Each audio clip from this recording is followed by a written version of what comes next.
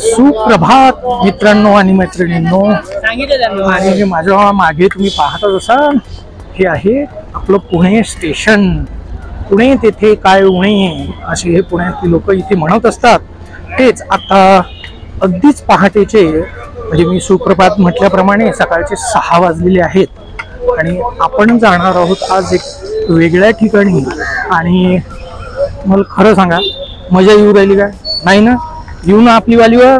हा चला भो मग पुणे रेल्वे स्टेशनवर आपण चाललो एका ठिकाणी.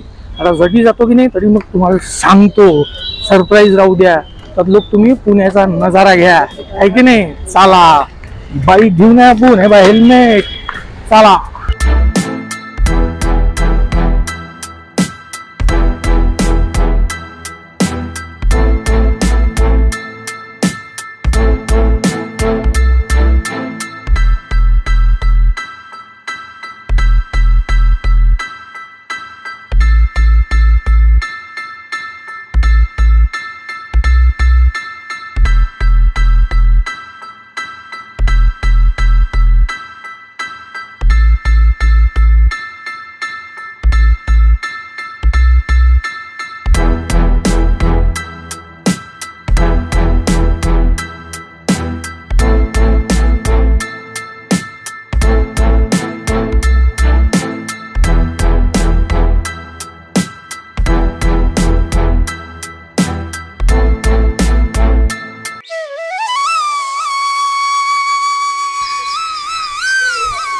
चला भाऊ, मग एक नवीन दिवस, नवीन प्रवास आणि ॲज युजल नवीन ठिकाण.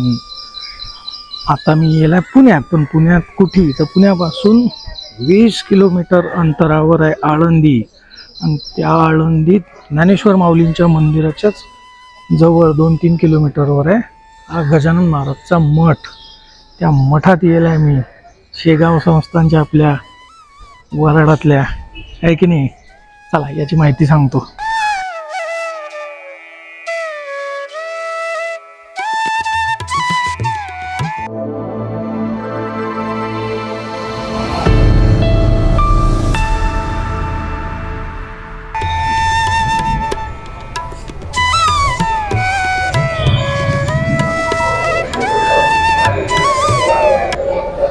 इकडे नाश्त्याची व्यवस्था आहे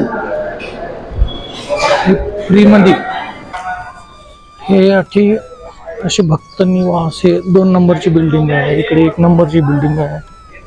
अशा जवळजवळ मला वाटते 4 बिल्डिंग आहेत अटी. बघा, या भक्त निवास 4. या भक्त निवासाचं यानं नाव दिलंय श्री संत ज्ञानेश्वर. तिकडे 3 नंबर आहे श्री संत नामदेव. असे आळंदीतलेच ज्ञानेश्वर महाराजांचे जे भाऊबंद होते त्या संताईचे नाव द्यायला यायनं. मस्त आहे. आणि स्वच्छतेबद्दल तर सांगायचं लागत नाही. हे बाहेर 3 नंबरची बिल्डिंग आहे की नाही? स्वच्छतेच्या बाबतीत तर गजानन महाराज संस्थान म्हणजे आपल्या बुलढाणा जिल्ह्यातलंच नाही, विदर्भातलंच नाही, महाराष्ट्रातलंच नाही, भारतातलंच नाही, तर मी तर म्हणेन जगात 1 नंबर आहे. नीट अँड क्लीन आणि डिसिप्लिन, आहे की नाही? इकडे चप्पल स्टँड आहे, हे सेवार्थ चप्पल स्टँड. 1 रुपये घेत नाही.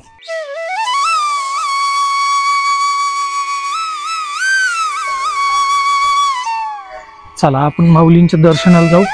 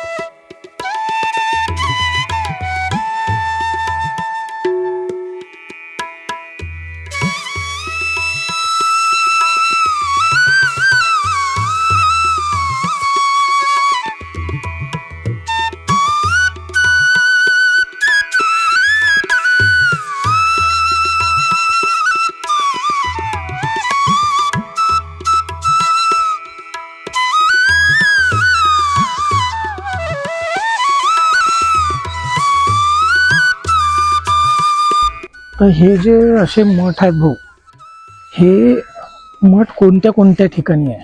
जसं आता हा जो मठ पाहिला हा आळंदीत आहे, एक मठ याला आहे पंढरपूरला आहे, एक मठ तुमचा ओंकारेश्वरले आहे, त्र्यंबकेश्वरले आहे. आणि आताच इथं एक गृहस्थ ते सेवेकरी होते, त्यानं मला सांगितलं की त्र्यंबकेश्वरच्या पुढे अजून एक मठ आहे पंपेश्वरला. मला हे 4च मठ माहीत होते, हे पंपेश्वरचं 5वा त्याईनं सांगितलं. तर हे मठ इथंच काहून आहे, बाकीच्या ठिकाणी काहून नाही. तर गजानन महाराज असताना जिथं जिथं गेले होते तिथं तिथं त्याईनं मठ काढलेला म्हणजे संस्थांना. आणि स्वच्छता अप्रतिम असते, स्वच्छतेच्या बाबतीत तर 1 नंबरच आहे. राहण्याची व्यवस्था एकदम कमी दरात आहे, त्याची दर मी तुम्हाला सांगतो थोड्या वेळा. हां, तर याआधी जे 4 बिल्डिंग दाखवल्या भक्त निवासच्या, तर त्याचं भाऊ भाडं मी चेक केलं तर डॉर्मेटरी म्हणजे धर्मशाळेसारखा हॉल भेटते, गादी गिदी असते आणि मला वाटते 15-20 जण मिळून ते येतात समजा वेगवेगळे. तर त्याचं भाऊ 50 रुपये भाडं आहे. तुम्हाला जर रूम लागत असेल तर 300 रुपये भाडं आहे नॉन AC रूम, म्हणजे 50 रुपयापासून 950 रुपयाला, असं इतकं स्वस्त भाडं आहे. पण तुमचा जो व्हॅलिड ID पाहिजे. तर हा जर एपिसोड तुम्हाला आवडला असेल तर लाईक करा, शेअर करा, सबस्क्राईब करा, कमेंट करा. आपण भेटू पुढच्या भागात, कारण ज्ञानेश्वर माऊलींनी म्हटलेलंच आहे. 1 मिनटं, तुम्ही म्हणत असाल की बा हा आळंदीचा एपिसोड आहे, गजानन महाराजचा मठ दाखवला, ज्ञानेश्वर महाराजांनी म्हटलेलं आहे हे प्रत्येक ब्लॉगमध्ये म्हणतं, मग आळंदीचं ज्ञानेश्वर महाराजचं मंदिर काहून नाही दाखवलं. तर भाऊ कधी काही आपल्याला व्हिडिओग्राफी करायला, ब्लॉग काढायला परमिशन नव्हती. त्यांना दर्शन घेतलं, मठात गेलो, मठाचं शूट केलं, त्याची माहिती दिली आहे की नाही. तर नेहमीप्रमाणे हाही ब्लॉग आवडला असेल तर लाईक करा, शेअर करा, सबस्क्राईब करा, कमेंट करा. आणि आपण भेटू पुढच्या भागात, कारण ज्ञानेश्वर माऊलींनी काय म्हटलेलं आहे, मागेच आहेत माऊली आपल्या, अवघे विश्वची माझे घर. राम राम. बाबा मी शूटिंग करू राहिलो, तो हे लहान लेकरू दिसलं, हे त्याचे बाबा आहेत, त्याने विचारलं आणि चॅनल सबस्क्राईब करायला लावून राहिलो. क्या बात आहे.